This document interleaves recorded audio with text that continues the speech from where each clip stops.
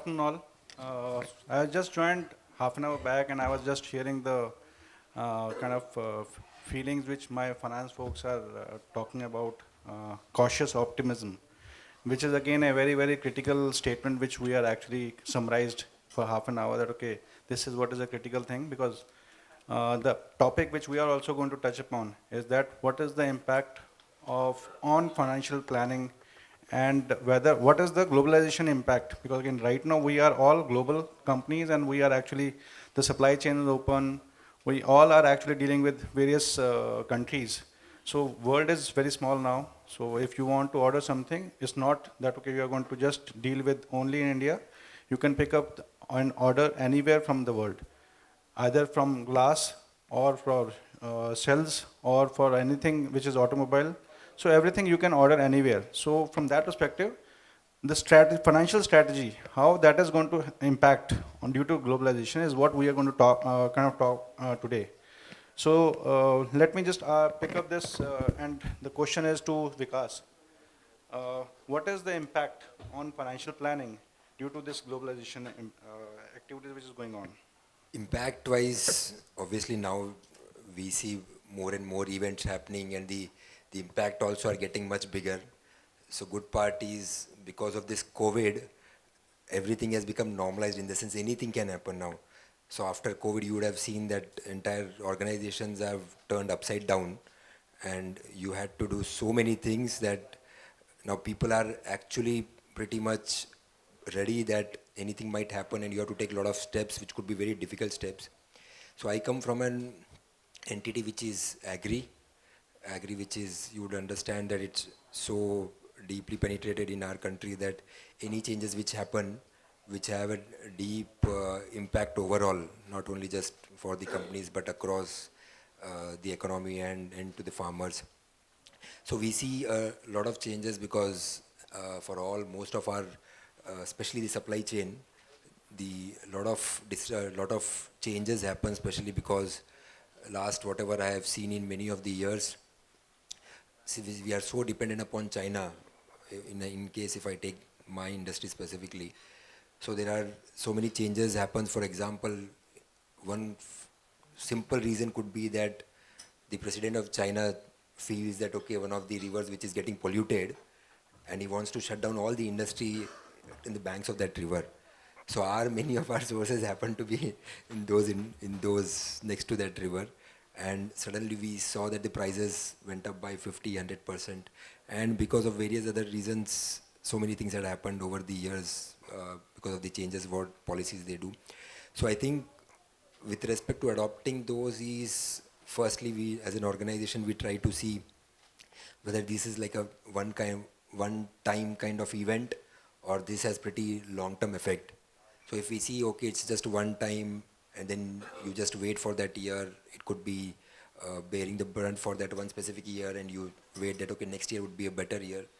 So you identify whether how that event impacts you on the short term or the long term. If it is other way around and if it impacts much higher, then we need to take a lot longer term steps, including setting up our own plant, diversification, getting different sources. So all this has to be taken while considering this changes what happens in globally.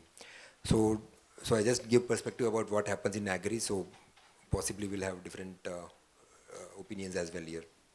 Yeah, that's a great insight. And even post-COVID, most of the industries have actually gone into different way of working. Because in finance world, typically before COVID, no one has thought that okay, finance function can operate from work from home.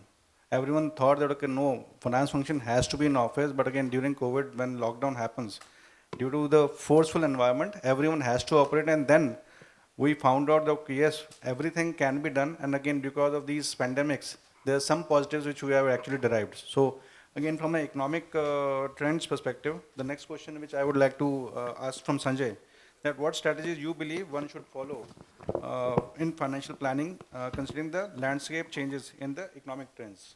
In most of the things people already were mentioning here, the point is it's a globalized world. You know, you said the world is actually after COVID or during COVID also, it's moving in any direction. Anything can happen any day. You have now the question was whether you will invest, what advice you will give to your board. Now CFO's job is really today the most difficult job is of CFO if you have to answer this question, because let's understand what are the things which are impacting economies today. One is Trump, as everybody knows Trump. Now what Trump is, of course Trump, but then what happens and what is the outcome of whatever he's doing? Supposing he levies that duty on China, he levies that duty on Europe and this. The material moves or the dumping starts in India, and then it impacts Indian industries. So your margins are bound to go down. Then you go helter-skelter, run to the... Now it depends again from industry to industry, because certain industries are doing certainly well, like AI and these. But I'm talking about these industries or our industries or chemical or bulk chemicals, where we find these kind of issues very common. That suddenly dumping starts, and then you don't know what to do. And anything, I mean, if you apply for this, it takes time. So taking those decisions, since India is growing, we all know, if it is Indian consumption, localized production and localized market you have, it's easy for you to sell the product. Though if dumping happens, margin can be impacted. Like advice to the board, we have recently announced a 5,000 crores expansion. If you know, I'm from Deepak Nitrite.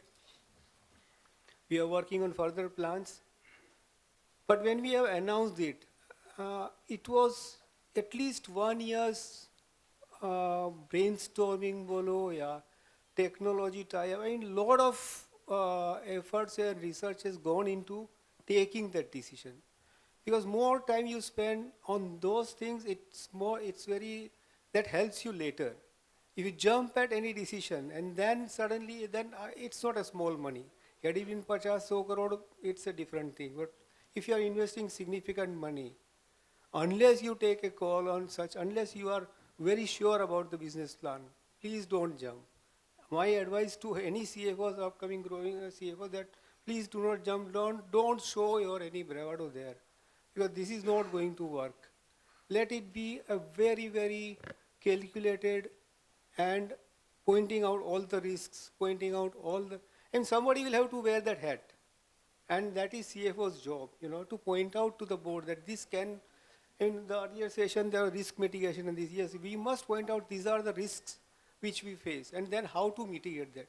All risks cannot be mitigated, that I agree, but then risk has to be at least identified, and we must make an attempt to mitigate the risk, and otherwise alternate strategy can be worked out.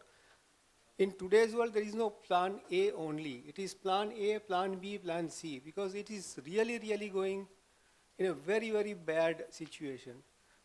Our example, again, I will give. We are producing intermediates which goes into textile industry. Now Bangladesh, who knew this will happen? Suddenly Bangladesh exports were in trouble. We are not able to export. We were exporting to Russia.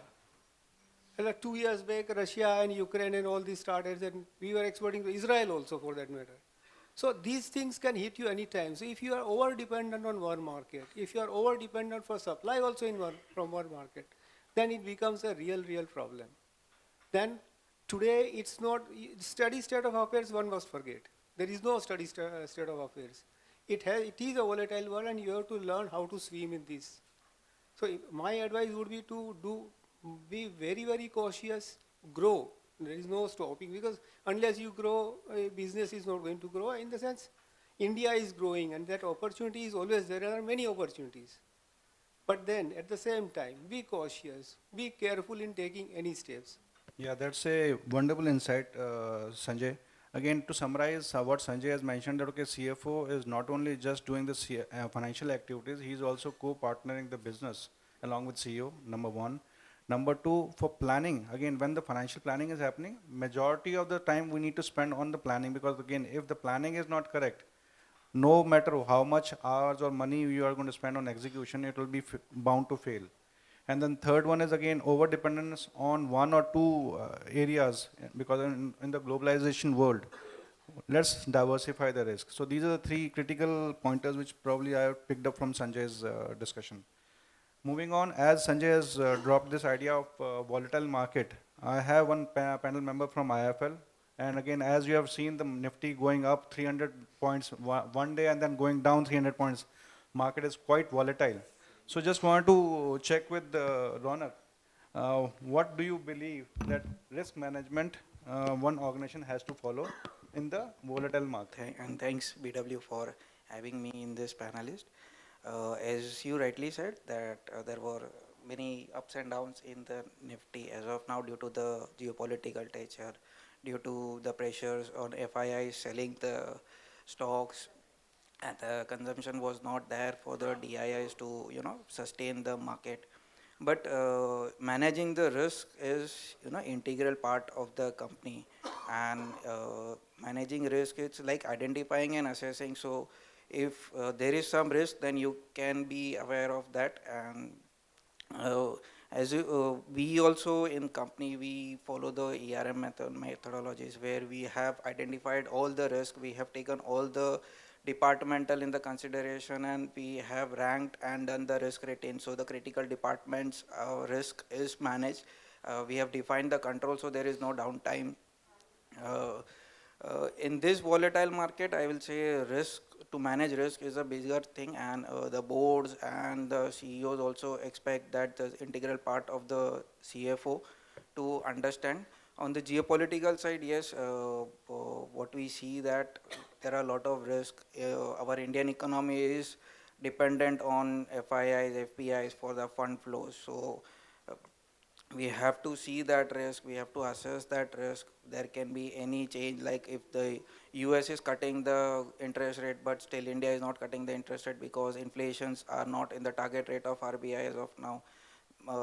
There can be a pullback again when it comes. So again, covering on the risk management part, again, from the perspective of risk, one CFO, again, CFO has to ensure that he is also going to be risk averse, because again, if we are not acting as a dashboard, the way we are driving our car, so CFO has to act as a dashboard, so that again, the business owners, like business leaders and CEOs, should at least see that, okay, where they are heading, and dashboard gives the critical KPIs or the matrices which helps the business to take right decision at right time. So from that perspective, risk management, as Ronak has mentioned, is very, very critical part of the CFO. Moving on to the technology now, because without technology, nothing can be worked upon now, because gone were those days when we used to maintain our books in that red diaries and all. So all those things are now gone, and we are using technology. And again, if technology is not working, we cannot operate. So from that perspective, the next question which I would like to ask from Satya, that how do you believe that we are going to leverage the technology under financial strategies? Good afternoon to everybody. As Sanjeev had rightly stated, that today technology is in the air. We can't even think of, even for growth or for compliances or for top line or for bottom line or for sustainability, we need the help of technology. And yes, so far as financial strategy is concerned, technology is indispensable. See, it is undoubted truth that so far as actionable insights are concerned, AI can interrogate data much better than human being. And AI can also, AI means technology, or you can say both are complementary. And AI can provide that insights, can detect that anomalies, can detect that pattern, which human brain can't even discover. That's the truth. So coming specifically to cash flow forecasting, which is also quite a challenge for majority of the business. And still today in the era of AI, I am telling you that 100% cash flow forecasting is a myth. We are improvising. Cash flow forecasting is a continuous journey. And in the context of this financial forecasting, I would say, as one of the speakers has already stated about the automated dashboard. This dashboard is indispensable. And for cash flow forecasting or for any financial strategy, cross collaboration across all teams is also required, which is also quite a tougher job. Because suppose, for example, a GST notice has come to some of the department at one of the plant, and somehow it got missed out to be put up to the competent authority. Now there is a repercussions. Just because the cross collaboration was missing out, it leads to a trouble. So somewhere we need a fine line, in fact, where all the departments, all the HODs, all the functionalities can collaborate towards each other, and there should be a real time. Some mechanism should be there which can provide you real-time insights. And what else could be better instead of automated dashboard? So we have also followed that same pattern. We are having a automated dashboard where every HOD, I mean, there are certain templates where every HOD are feeding data day in, day out. Not feeding data, even it gets detected. Even the productions, everything gets automated there. And from there, I mean, these templates are reflected on a TV screen or any visual screen on a daily, day in, day out basis. So at least we can detect, I mean, what is the vulnerability, what is going on a real-time basis. Again, I would say for this financial strategies, the technology has become a double-edged sword, in fact. Now, one of the challenges which we really face in our day-to-day life is bridging the skill gap. Now, coming specifically, bridging the skill gaps, we have got a limited budget. And we have got two options. One, to invest our money on the talent skills of the employee, but there is an inherited risk. Tomorrow he may get trained, and tomorrow he may blackmail us, and he may leave our company. Our whole money spent got lost. On the contrary, we are also having that we can invest that money towards the augmenting AI and robust in technology. See, human being can teach us, but machine cannot teach us until unless we ask them to do in that way. So that is also one of the things. Again, I would say for better financial strategies, we also need to be aware of micro and macro trends. Now, macro trends be of two dimensions. One is of local locations. I mean, what is happening in geopolitical crisis. Even nowadays, in the era of AI, nothing is hidden. Everything is known in the fingertips only. So even everything is impacted, everything is correlated in a macro perspective. Even the Trump's winning in the elections, or even the Israel's invading war, even Putin's invading Ukraine, everything has got correlated, and it impacts the global supply chain disruptions. This was from location perspective. Coming to domestic, it also has got time perspective. I mean, you will see every business has got some cyclical and seasonal trends. In the month of 12 month, in the calendar of 12 month, you will find some month it's quite, I mean, it's much better, which I mean surpasses the remaining of the month, remaining of the years. And some month could be sluggish. I mean, maybe festive seasons could be sluggish, maybe because of this acute summer season could be sluggish. So these are the things. Now, challenges are plenty. Challenges are plenty, but in the era of AI, I would say that these challenges are becoming rewarding too, because it is not as such impossible. Now, now when everything is evolving, so how come you expect that a CFO who dons many hats, their role will not be ever evolving? So in the ever evolving role, CFO role has got also, I mean, just to mitigate all the challenges and risks. CFO role has also changed from, nowadays, gone are the days. Now he's no more control, compliance, or accounting hero, in fact. Now he's a key driver of growth for the board and CEO. He's accountable to board and CEO. He's not only he's a conscience keeper, now he's a culture builder. He had to set the tone, he had to set the culture, and he had to pass the message from the top to the bottom. And now he also, not only a reporter of data, he is also a presenter of actionable insights. So there has been a paradigm shift from the traditional role and modern role. So CFO has to balance all such three things.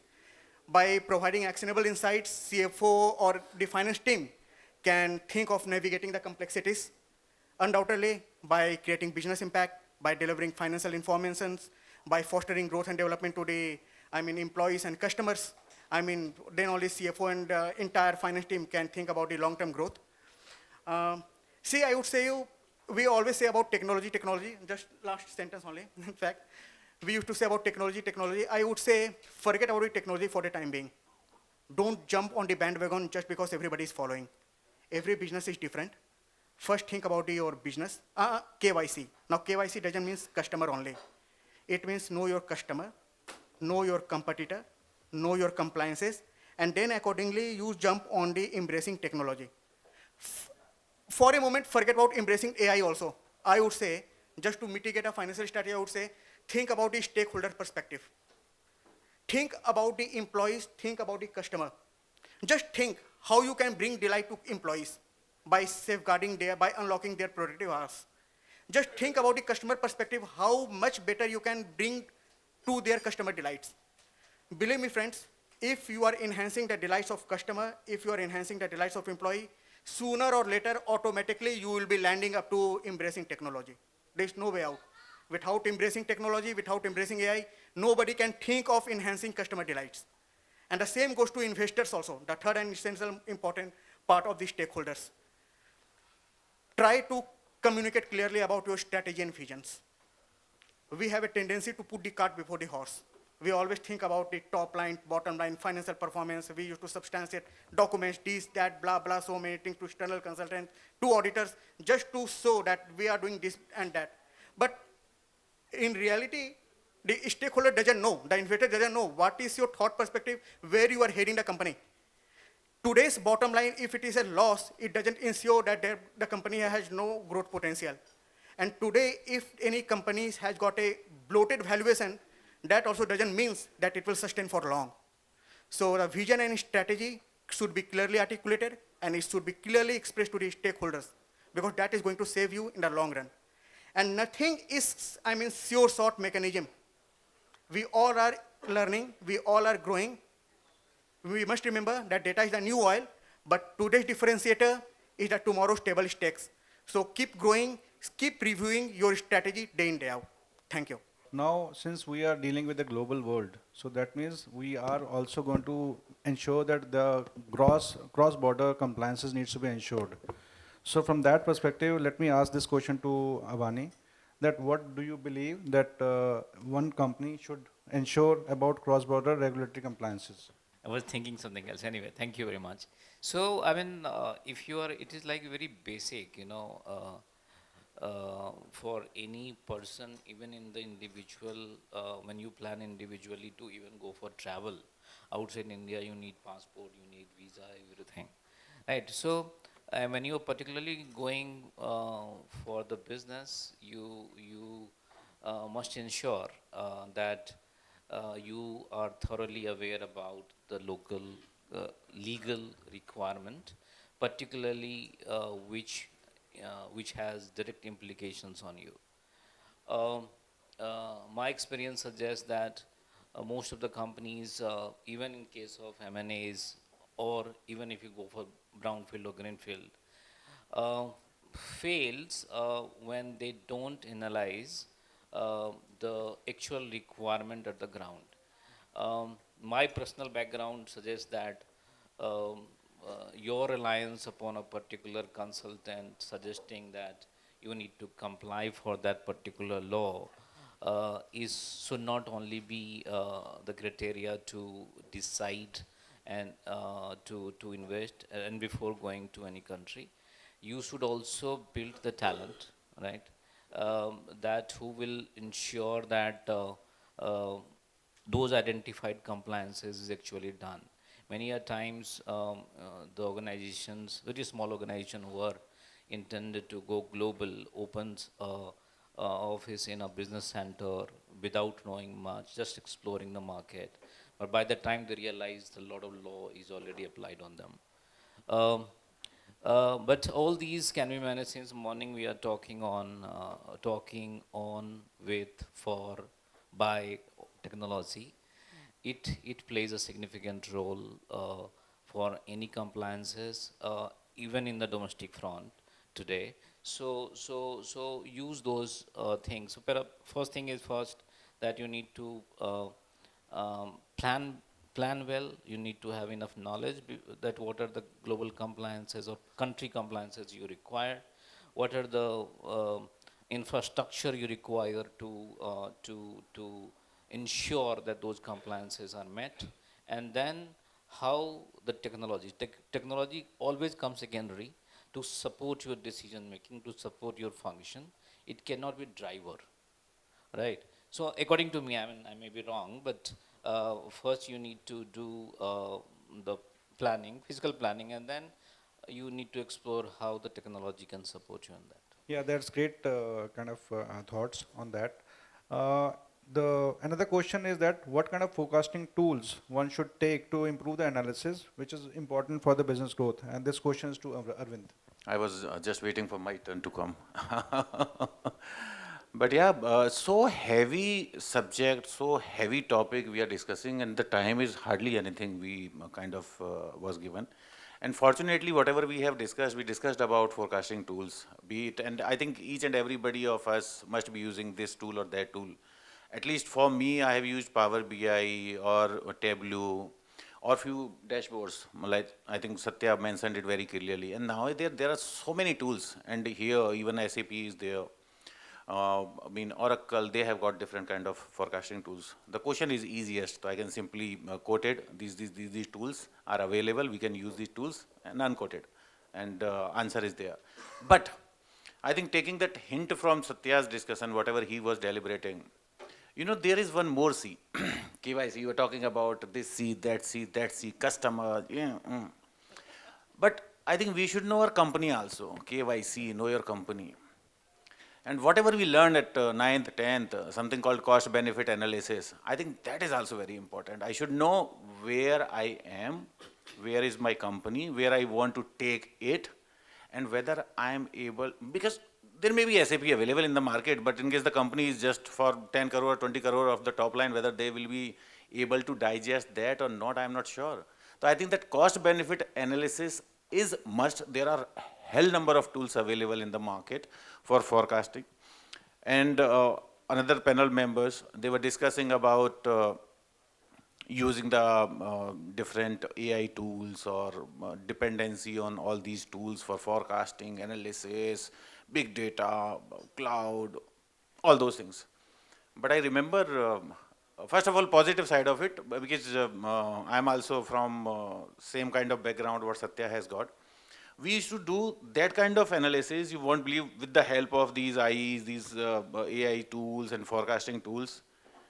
Which particular product should be sold in which market with which kind of sales incentive, and which particular sales officer should be incentivized more or less, where it is automatic selling, then shall we reduce it, shall we kind of increase it. All those parameters, it will take care of your monsoon predictions, looking at your past trend, geopolitical situations. And we used to call them not data analysts, we used to call them data scientists. These people are so intelligent, they'll give you each and everything. Those kind of things I have used. But the other side of the story is, I worked with some promoter-driven company also, small in size. And then I was coming from some big MNC and then giving these tools, these bhashans of AI, predictive analysis for blah, blah, blah. And then after giving all the data with all the support, and then that Lala will say, Arvind, ye wala chhod, ye wala karte hain. And believe me, he was right. Believe me, he was right. So sometimes this dependency on these AI or all those tech evolved things, I'm sure we should not be totally dependent on it. The business was growing. Business was growing earlier also when there was no WhatsApp, there was no email. And still it will grow. I think 2 months ago or somewhere, due to that Google map, I think some accident happened because they were simply blindly following that Google map. So we were remembering those days still, you were looking at those book map ka book, or maybe taking your glass down and asking ke kahan jana hai type. So I think this should be combination of both the things. We should not be 100% dependent on AI also for all kind of forecastings, because you know better than anybody else about your strength, about your weakness, or all your SWOT. I think that should be the best way to move ahead.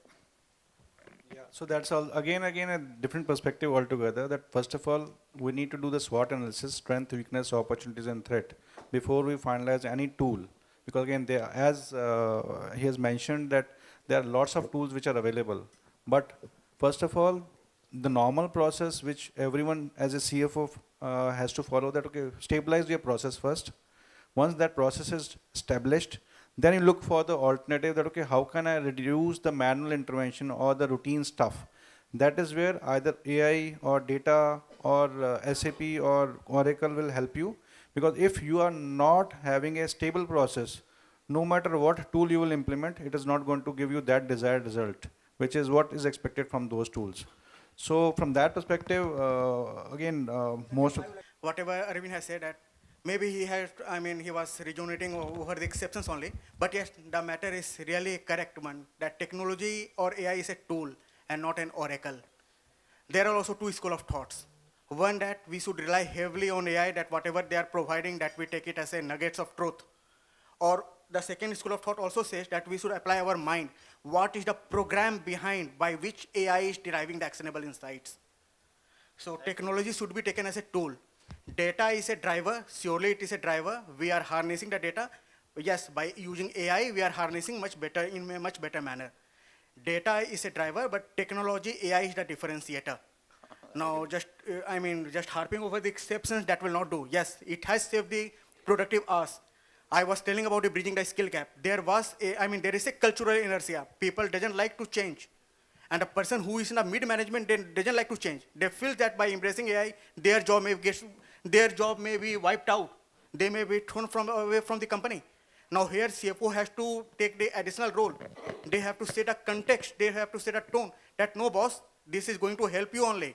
The work which you are doing for the last 1 week or 1 month, by using AI, it's your time which is going to be saved, not anybody else. But you will not allow him to play with the kids or something. Never. No? Because you will give some more work to him. Exactly. See, psychological safety should be imparted to employees, but psychological safety doesn't mean that that employee has got a license to be brutally candid. So I think again we have a diverse discussion on this chapter, because again there is no right and there is no wrong answer. AI is just a tool which is going to help us to reduce our routine, normal, mundane activities, and whatever savings, time saving will be getting. Either we'll be spending time with our family or learning for the future, so that again we will keep on grooming ourselves for future.